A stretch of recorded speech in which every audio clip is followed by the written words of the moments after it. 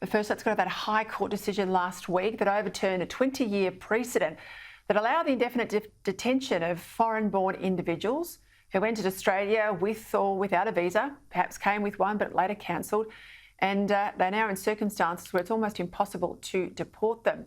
Already we find that 80 people have been freed.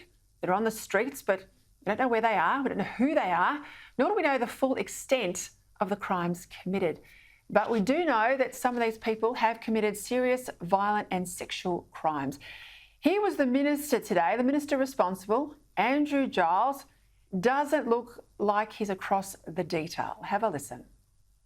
Community safety has been our number one priority in anticipation of the decision and since it's been handed down. So I want to reassure your listeners that from day one, the AFP and Border Force have been working closely with state and territory authorities while we consider all measures that may be available to ensure community protection.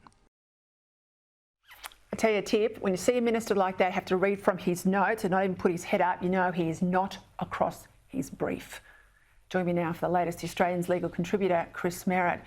Well, Chris, what's the latest? I know we haven't got the judgment yet. Confirmation, though, that 80 of these people have been released. We don't know where they are in the community. One's a murderer who killed a pregnant woman, then blew up her body. We know the other is a pedophile who raped a 10-year-old boy.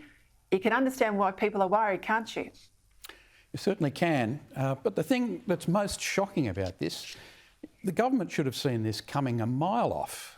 There's a string of cases dating back to June last year. We've had a couple of terror-related dual citizenship cases, and we've had this latest one with this Rohingya person. And the underlying principle in all of them has been the High Court's hard line on the separation of powers and its refusal to allow the federal government, any federal government, to enact a law that would infringe on the judicial right to impose penalties. And in all those cases, those two terror-related cases and in this one, in the Rohingya case, that's the underlying principle. And way back when these laws were first enacted, Labor was warning that there was a danger that these things could be struck down. And it's happened.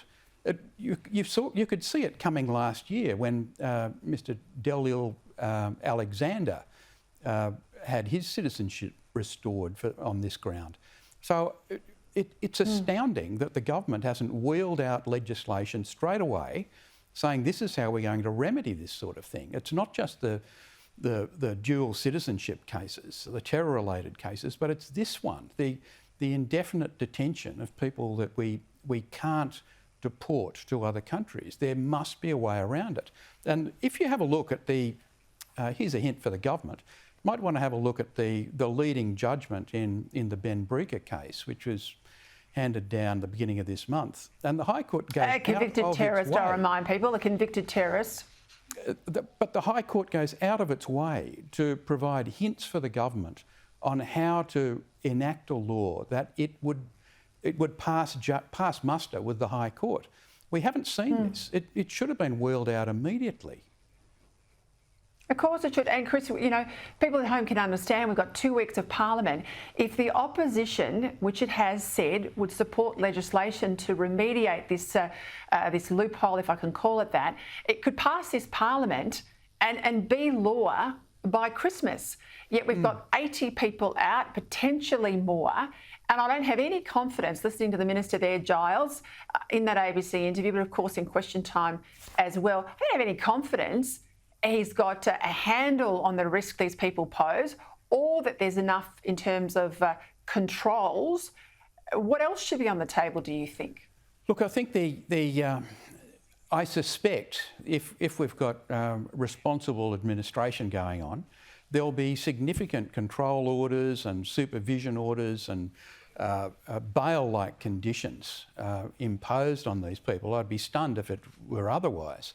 But it would be nice to know about it. It would be a great reassurance to the community to spell it out and make it clear exactly what the restrictions are on these people. These are dangerous people that other countries refuse to accept. And for reasons that should have been blindingly obvious to the government, the High Court has decided that the law that was used to lock them up doesn't pass muster. It should have been addressed They should have had statute waiting, so that in the event that this outcome happened, they could move quickly to remedy the problem.